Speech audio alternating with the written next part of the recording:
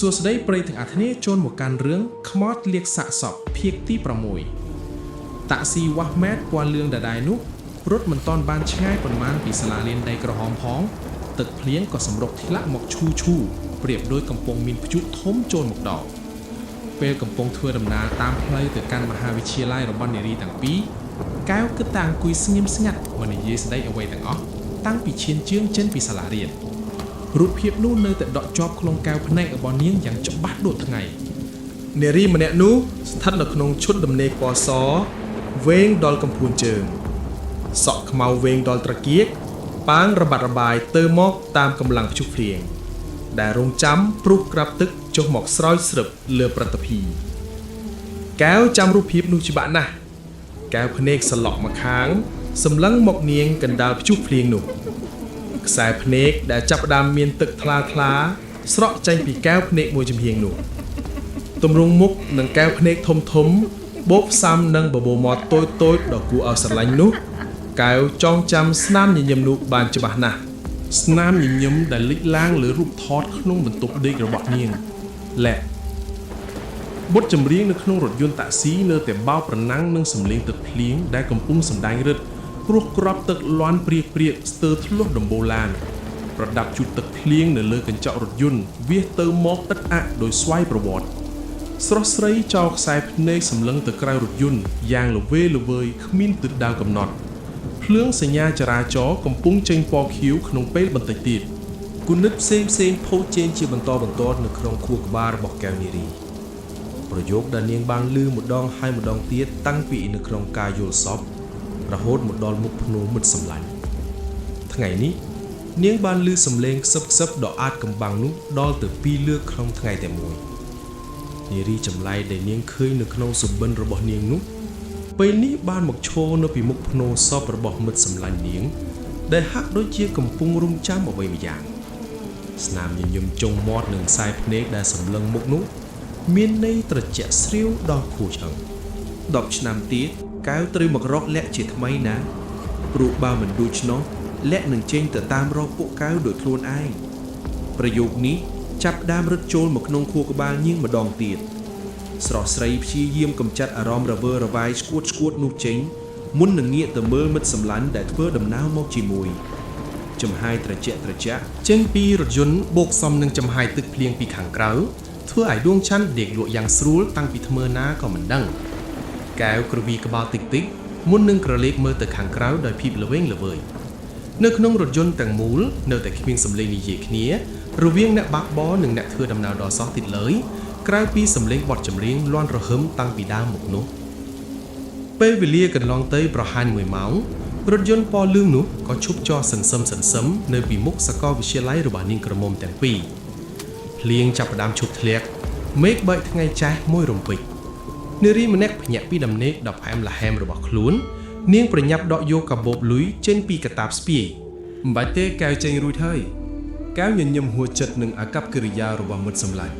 ឯដួងច័ន្ទប្រញាប់ចុះពីរថយន្តដោយក្តីអៀនព្រានហើយប្រញាប់ញាត់កាបូបលុយចូលក្នុងកាតាបវិញ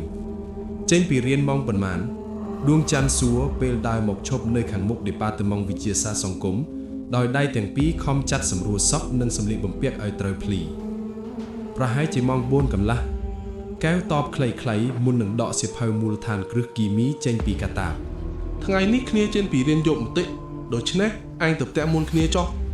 ដួងច័ន្ទលាបាយដាក់មិត្តភ័ក្តិមុននឹងឈានជើងឡើងចន្ទាចូលទៅក្នុងអាគារក្លឹមទឹកអប់របស់និស្សិតរៀននៅដេប៉ាតឺម៉ង់វិទ្យាសាស្ត្រសង្គម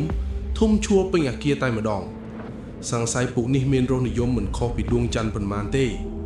នៅពេលជូនមិត្តភ័ក្តិឡើងអាគាររួចរាល់ហើយកែវក៏លើកនាឡិកានៅលើកំដៃមើលហើយឃើញថានាងខកម៉ោងចូលរៀន10នាទីទៅហើយនាងធ្លាក់ទឹកមុខផិតភ័យមួយរំពេចហើយប្រញាប់រត់កាត់អាគារដេប៉ាតឺម៉ង់វិទ្យាសាស្ត្រសង្គមចូលទៅខាងក្នុងមហាវិទ្យាល័យខណៈពេលកំពុងដើរផងរត់ផងយ៉ាងប្រញាប់ប្រញាល់នោះបែរជាធ្វើឲ្យនាងជ្រុលទៅបុកនិស្សិតប្រុសម្នាក់ដែលកំពុងប្រញាប់ប្រញាល់ដូចគ្នាអូយសំទោសស្រស់ស្រីប្រញាប់ពោលសំទោសនិស្សិតកំឡោះដោយទឹកមុខសោកស្ដាយសៀវភៅរបស់អ្នកទាំងពីរជ្រុះរីប៉ាយពេញដីខ្ញុំខុសដោយខ្លួនឯងទេមកពីខ្ញុំនេះប្រញាប់ប្រញាល់ពេកអ្នកកំឡោះដាក់កំហុសមកលើខ្លួនឯង មុននឹងឈ្ងោកទៅរើសសិភៅហុចមកជូនសុភាពនារីអ្នកទាំងពីរងាកមកញញឹមដាក់គ្នាបន្តិចរួចប្រញាប់វាស់ចំហៀនយ៉ាងញាប់ស្អែកសម្ដៅថ្នាក់រៀនរៀងៗខ្លួននិស្សិតកំឡោះរៀងខ្ពួតសង្ហាកាត់សក់ទុកវែងដោយតារាកូរ៉េគិតតែពីដាវញញឹមខ្ជិបជាប់រហូតលុះពេលនឹកឃើញថាខ្លួនឯងកំពុងចូលរៀនយឺតទើបប្រញាប់បង្កើនល្បឿនជើងរត់បន្តជាថ្មីការរៀនប្រព្រឹត្តទៅបានប្រមាណ15នាទីកែវប្រញាប់សុំអនុញ្ញាតគ្រូចូលទៅក្នុងថ្នាក់រៀនហើយអង្គុយនៅតុខាងមុខគេចំពីមុខតុគ្រូទើបតែមកពីណាកែវហេតុអ្វីមករៀនយឺតម្ល៉េះនារីរៀងស្ដាងម្នាក់ងាកមកស៊ឹបសួរមិត្តភក្តិដែលទើបចូលមកដល់ក្នុងថ្នាក់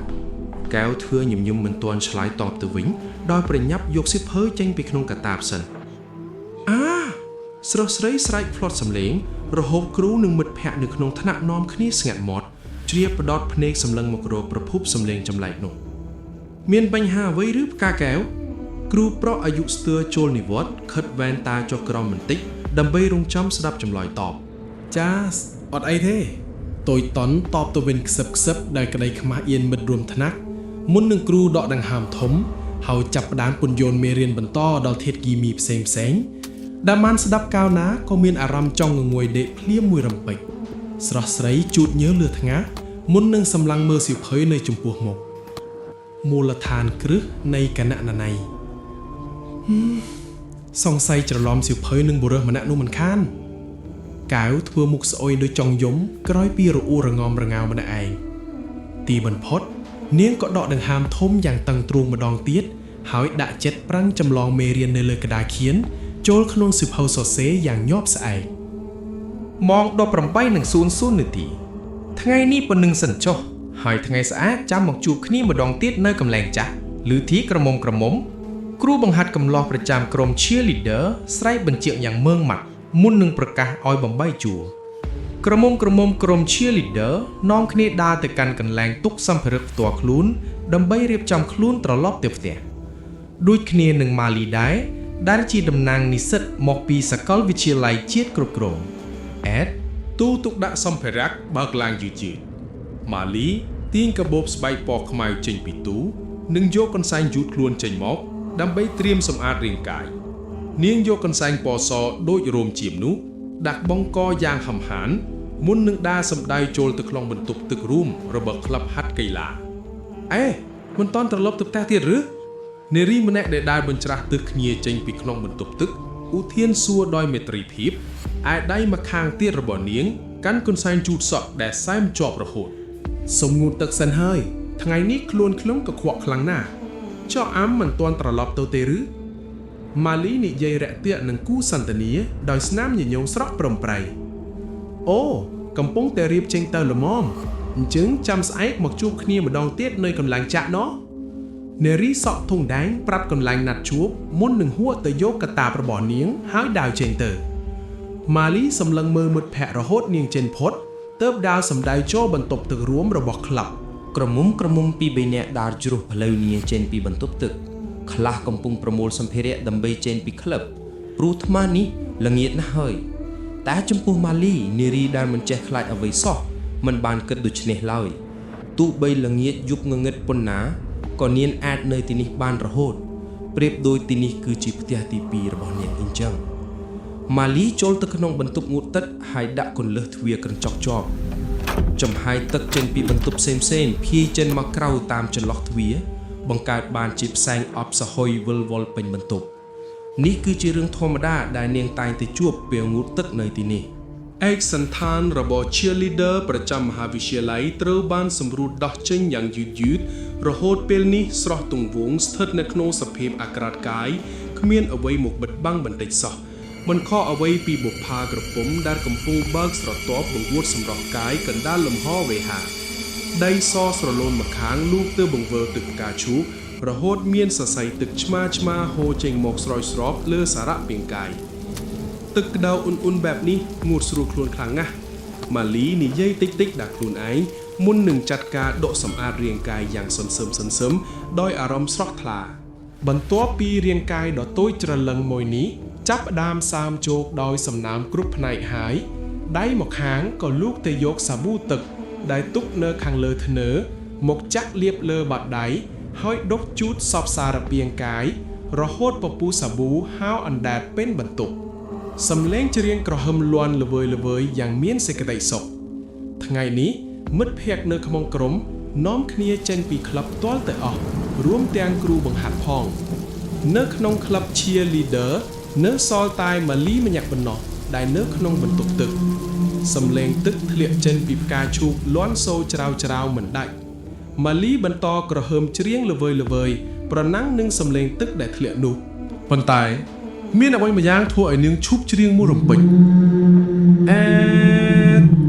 សំឡេងបោកទ្វារបន្ទប់ទឹកលាន់ឡើងល្វើយសន្សឹមយឺតហើយក៏ស្ងាត់ឈឹងស្រស់ស្រាយបោកភ្នែកលេងឡាំងដកកអើតមើលតាមចន្លោះស្លាបព្រឿងកណ្ដាលផ្សែងអបសព្រាលដែលកើតឡើងពីចំហាយទឹកក្តៅរហូតសាយភាយពាសពេញបន្ទប់